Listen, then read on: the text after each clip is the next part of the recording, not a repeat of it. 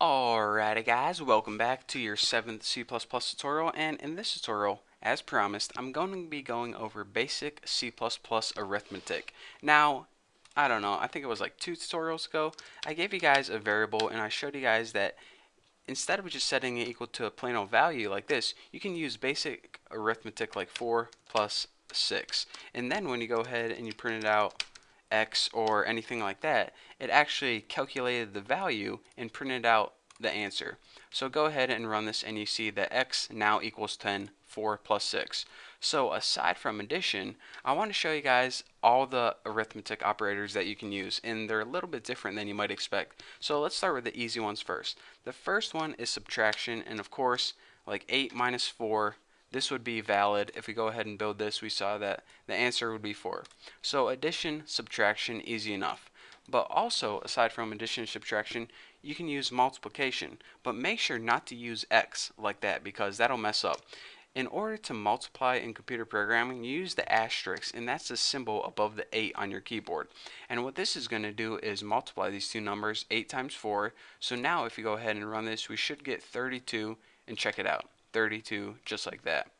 So let's go ahead and before I go over this, let's go ahead and go over division. In order to use division in computer programming, let's go ahead and take 81 divided by 3. Division, the symbol for this is the forward slash. So let's go ahead and take 81 divided by 3, and we get 27, just like that. Simple enough. But check this out. What if we have something like 81 divided by 2? Well, it should be 40, but it has a remainder of 1. So let's go ahead and try to build and run this and see what we get. Well, it just says 40, and that's not entirely right because it should have a remainder of 1 with it. So we're saying, alright, we're working with integers right here, and we don't know any other data types, so how can we get that remainder? Well, whenever we want to use the remainder, we need to use something called the modulus operator, and that is the percent sign like this. What this is going to do is it's going to give you the remainder of the answer. It's not going to say 40 remainder 1, it's just going to give you that 1. So let's go ahead and build and run this, and you can see that whenever we do 81 modulus 2, it's going to give us the remainder, which is 1. So let me show you guys a better example, maybe 24 modulus 7. Well, we know that 24 divided by 7 is 3 with a remainder of 3. So let's go ahead and build this, and again, it doesn't say 3 remainder 3. It just says the remainder, which is 3. Simple enough. So now that we know all the arithmetic operators, I can begin teaching guys about order of precedence. Now, aside from just, one number arithmetic operator, another number, you can have complex calculations like 6 times 4 plus 8 times 4 plus 9 divided by 20. And if we go ahead and build and run this, let's see what we get.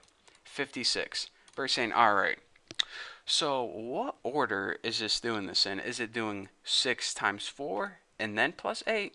Or is it doing, 4 plus 8 and then times that by 6? Because depending on how you do it, it's going to come out with a different result.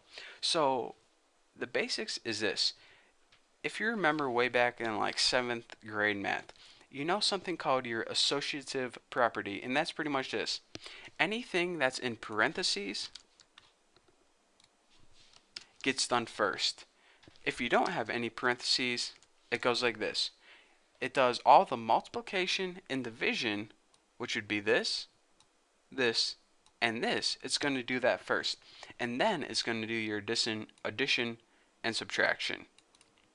If you don't have, if you just have like 4 plus 8 plus 7, you're saying, alright, then is it going to do 8 plus 7 first or 4 plus 8 first? It really doesn't matter. It comes out the same either way. The only time you have varying answers is when you have like 4 plus 3 times 7. For example, if you did 4 plus 3, it would be 7 times 7 would be 49.